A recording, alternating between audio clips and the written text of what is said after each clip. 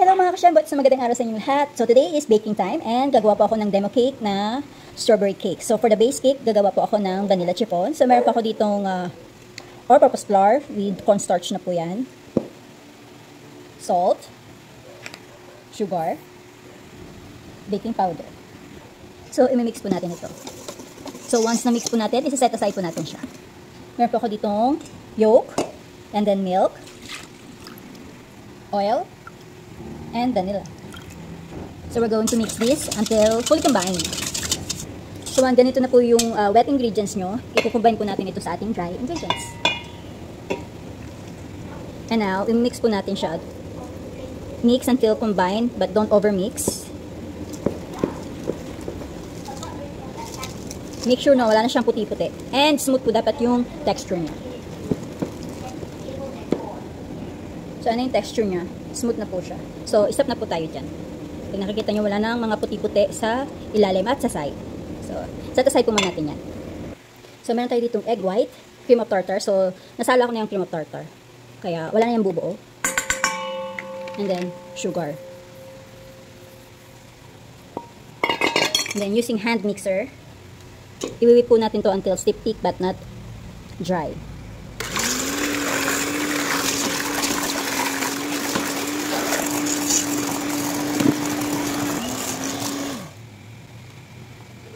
So, ayan siya. And nakikita nyo, shiny pa din siya. Ayan. So, ngayon, imimix na natin siya sa ating butter. Ito.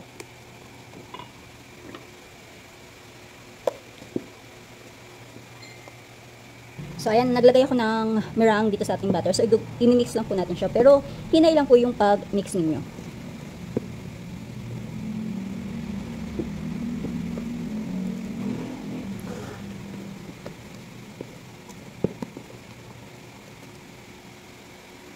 So, ayan. So, gagawin mo. Mag-a-add ulit tayo. So, 3 batches to. So, this is yung second.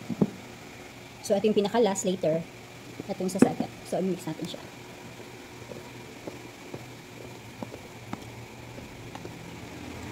So, ayan. So, ngayon, ilalagay na natin yung ating pang third.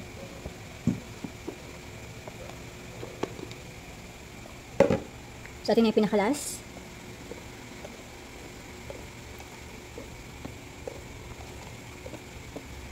So, yan, nahalo natin. Make sure na walang butter na natira at nahalo po siya. Kaya magiging isa. Dapat even yung color niya. So, yung pag-mix ng meringue using my whisk is dapat dahan-dahan lang po. Pag ganyan yung halo ko eh. O, depende ko ano kasi. Left-handed po ako. So, ayan. Tatransfer na natin siya. So, you need 8x3, dalawang piraso po. 2 pieces po. Ayan. So, ayan yung ating 8x3 na pan. So, natatanggal yung ilalim yan.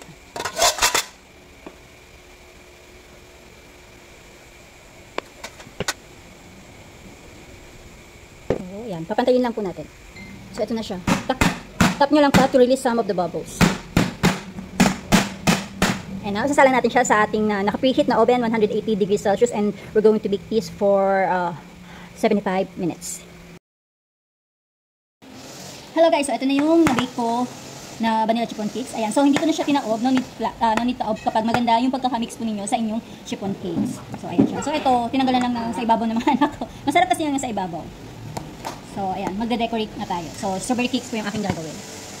So, sa pagtanggal nito, ilus nyo lang po yung sa pinaka-side. Just like that.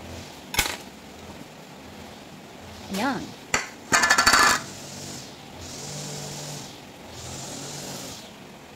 And then, insert nyo yung spatula nyo and then tanggalin nyo. Taran! Ayan, itong sarap yan. Yung mga crumbs na yan.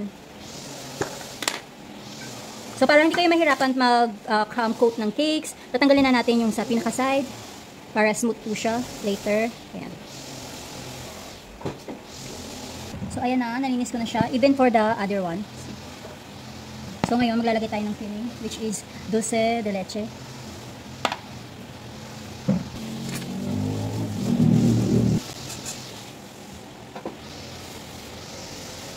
Now, ipo-frosting na po natin ang cakes. I'm using ACC whipping cream. So, first crumb coat lang.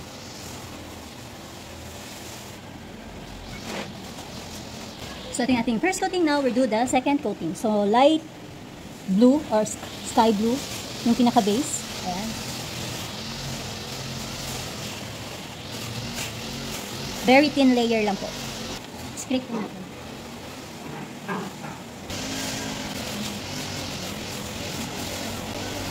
And then we're using this to add texture sa ating cake. Sa pinakasa.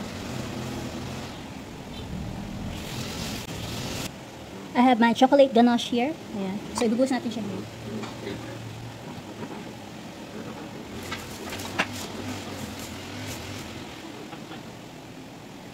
You see how beautiful drip natin.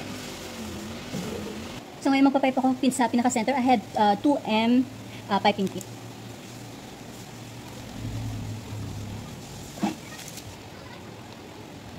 I'm going to add my strawberry.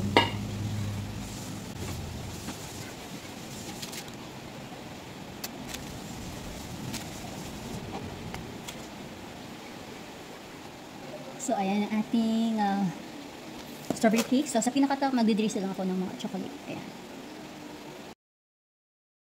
Hi, strawberry cake. Hope you like it. Thank you for watching. Bye!